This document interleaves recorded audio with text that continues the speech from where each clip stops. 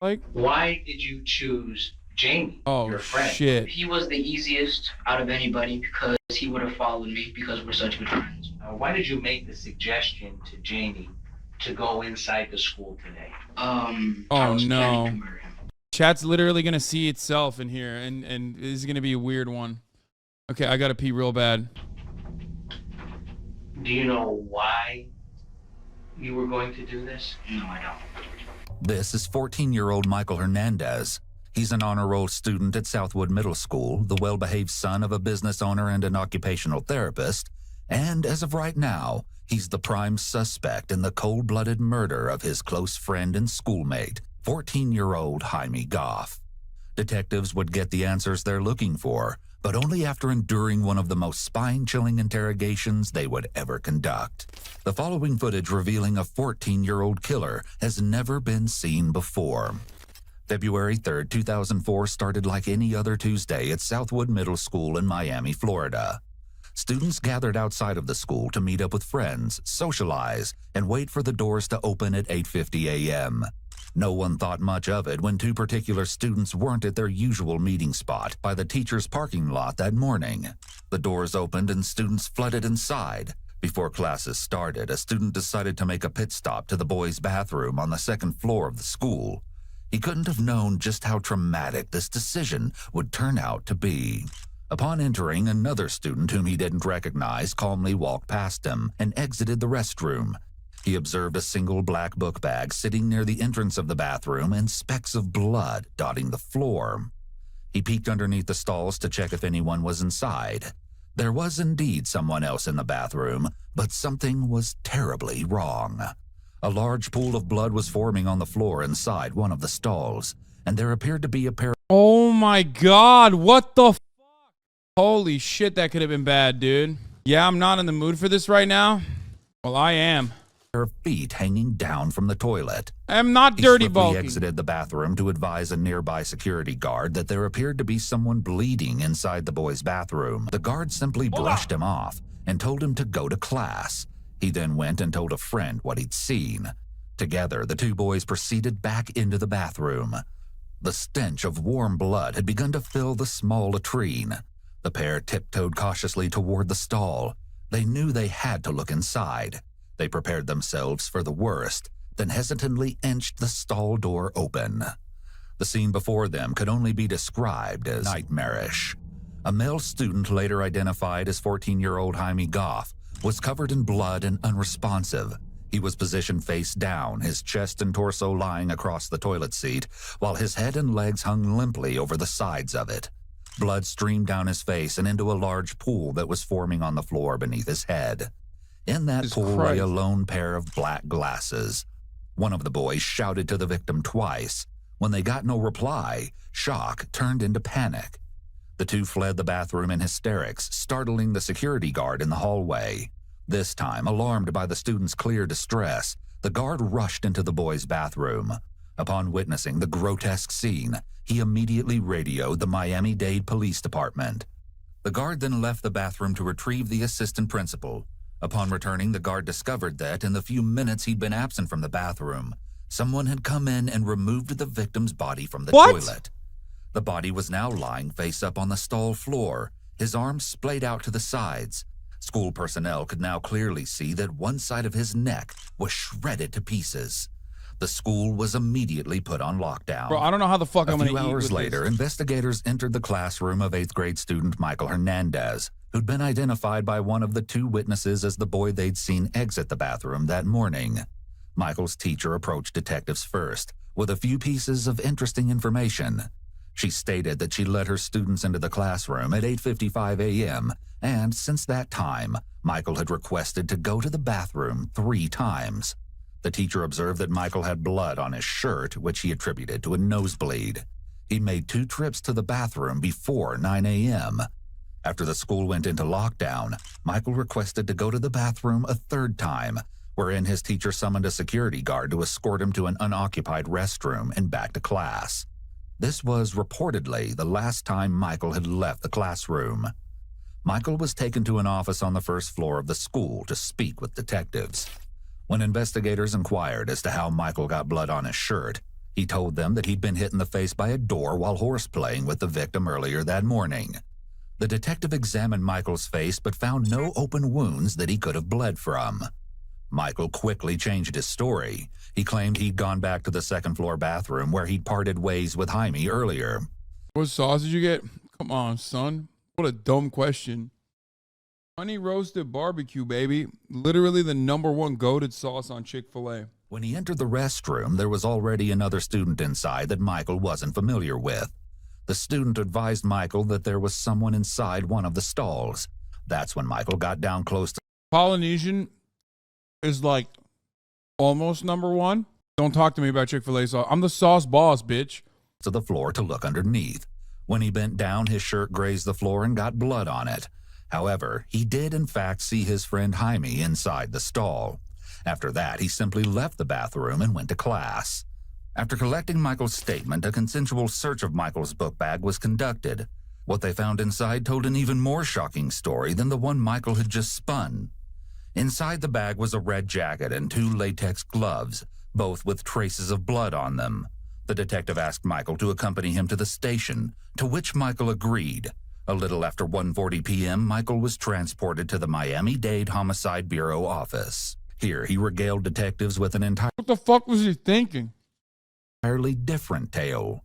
The version you're about to see is more twisted and disturbing than anything detectives had heard so far. The following never-before-seen footage has been analyzed by a qualified team, including a licensed professional counselor, a licensed attorney and former prosecutor, and a licensed clinical psychologist. Ready? Yeah. Please raise your right hand when I swear you in. You swear the testimony you're about to give will be the truth, the whole truth. Feels kind of nothing gross. but the truth, the whole truth. Yes, I do. But, you know, fuck it, we Though ball. he is a minor at 14 years old, Michael is being questioned alone and without his parents, because in Florida, the law allows minors to be interviewed without parental consent or their presence in the interrogation. However, parents Love that, by the way, for Florida, which is pretty big dub for the state of Florida, who also has the same principle that I just gave you. Fuck it, we ball. Florida's like, yeah, you don't care. We don't give a fuck. Yeah. Are you 7 years old? Who gives a shit? You know, we'll interrogate you. But also at the same time, they're in Florida, so the cops are fucking stupid. You know what I mean? Like, it just basically, like, on the one hand, it is ridiculous that, like, you can be interrogated as a minor without your parents or, like, a, you know, actual counsel present. But also, on the other hand, it's like the person that's interrogating you literally has the brain of a 7-year-old half the time. So it's like a fair playing field. can request a lawyer or stop Someone the says skill-based questioning on behalf of a matchmaking. Yep. minor at any time. These laws can vary by state, as some states do require parental consent. Mike, just do me a favor. When you talk clearly so that Ms. Renee can understand you. Okay? For the record, could you please state your name? Michael Hernandez. Mike, what's your birthday? February 2nd, 1990. Happy birthday. Thank you.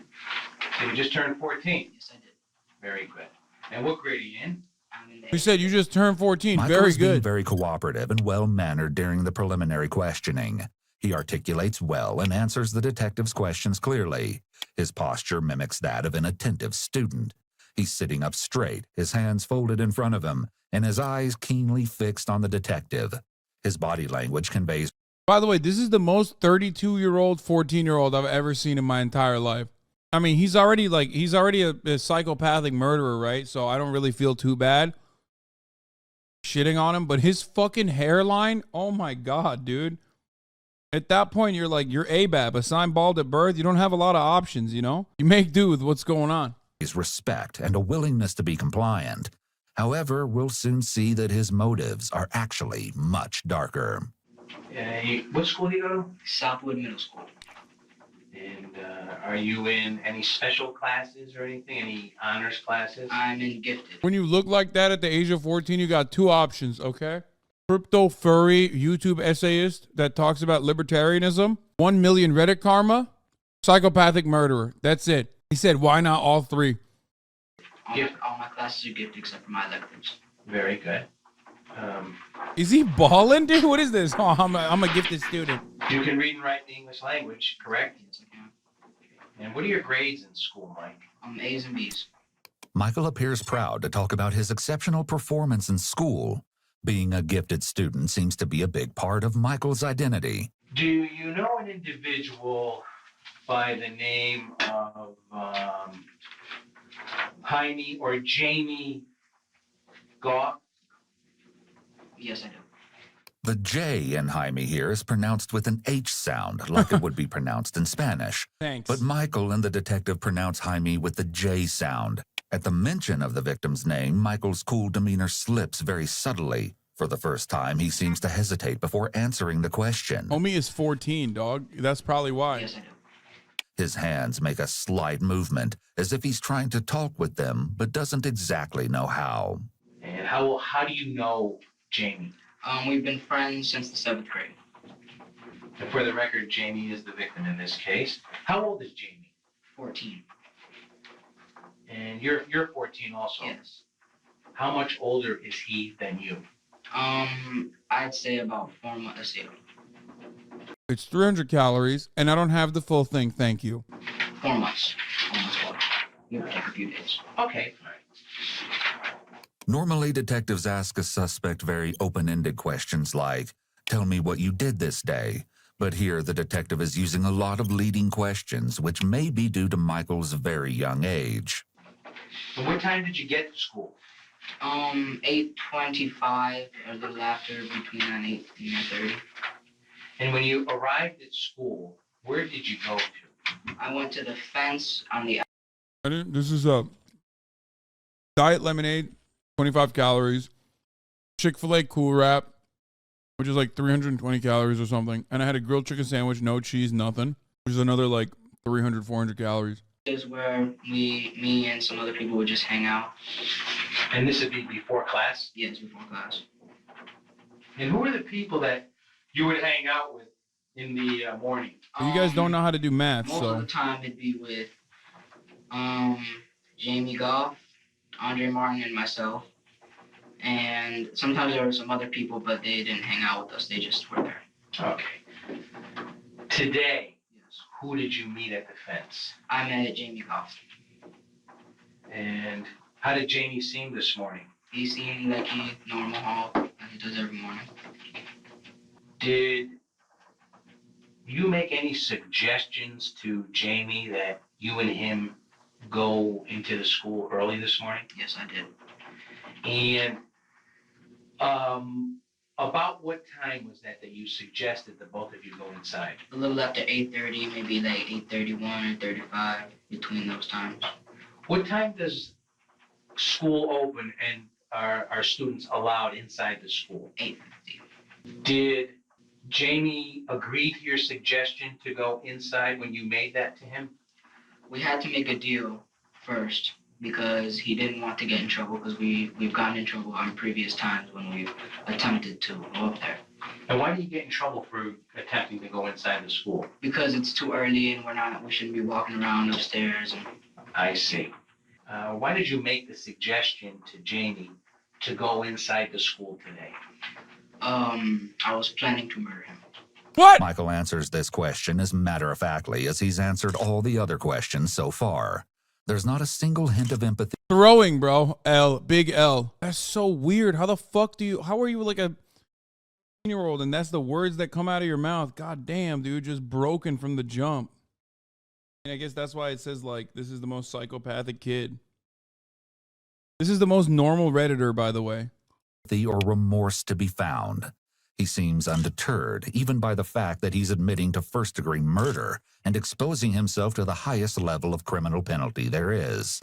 Michael likely isn't aware of this, but under Florida state law, 14 and 15-year-olds can be tried as adults for certain felonies.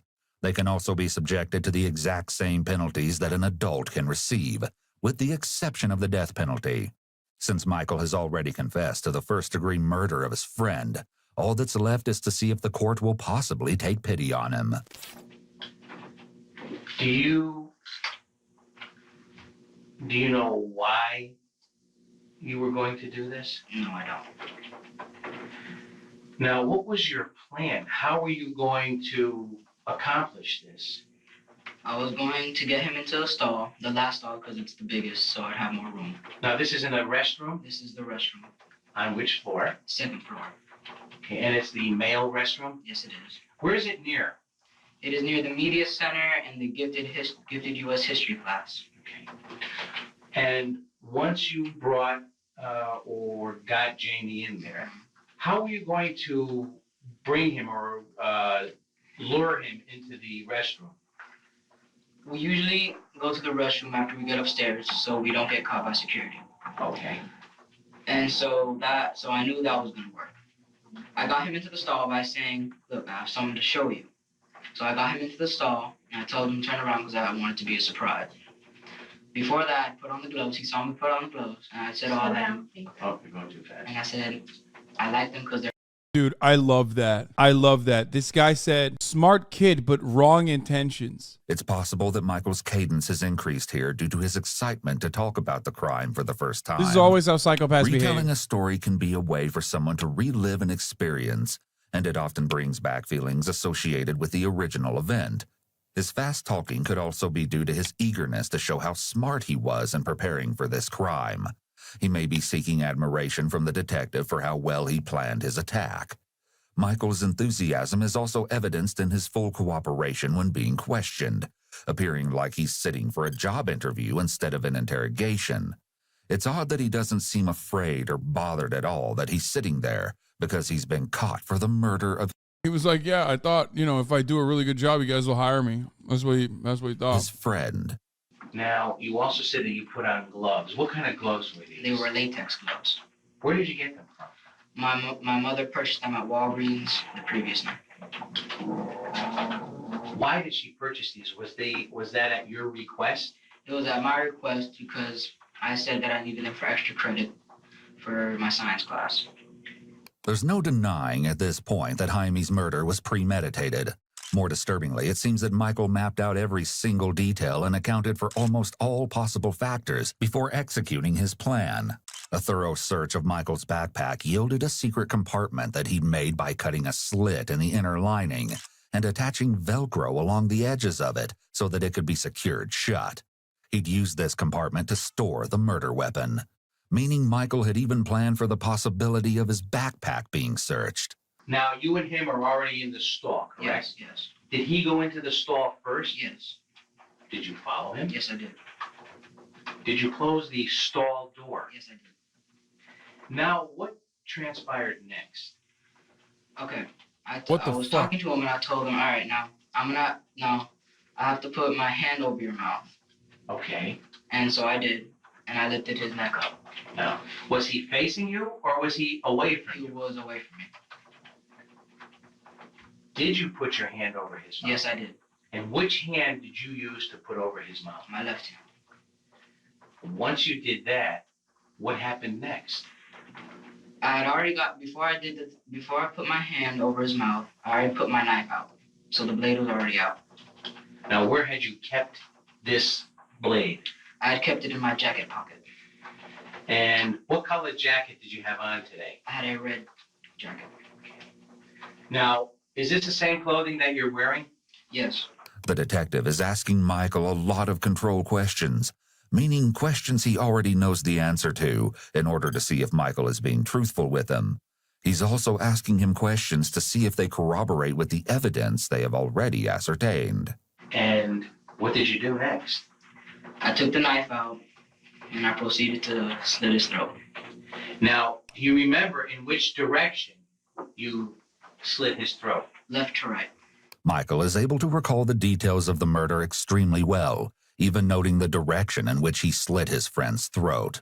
This is significant because it indicates that Michael didn't dissociate at all during the act. Bro, there's something so weird with like psychopathic murderers that's just like scarier than anything else you can ever listen to. It's just like how matter of fact he is about it. If he showed any emotion whatsoever and he wasn't so cold and calculated, like if he was angry, if he showed remorse, if he showed sadness, at least like then there is like a bit of humanity inside of him you can recognize. Not saying you will have empathy for him, but like the fact that he's just not saying any single fucking, he's not showing a single ounce of like reaction to the actions makes it infinitely worse. Like, that's a human being, and it's not a human being at the same time. Some offenders black out while committing a particularly heinous crime due to the extreme stress of the situation. Michael, however, was keenly aware of exactly what he was doing, from beginning to end. This idea is especially haunting when you learn exactly what Michael did to his young schoolmate. An autopsy of the victim's body concluded that, in addition to his throat being slit, Jaime had been stabbed in the neck over 40 times. It's gut-wrenching to think that Michael, a 14-year-old child, was in complete control the entire time, savoring every single jab, slice, and cut.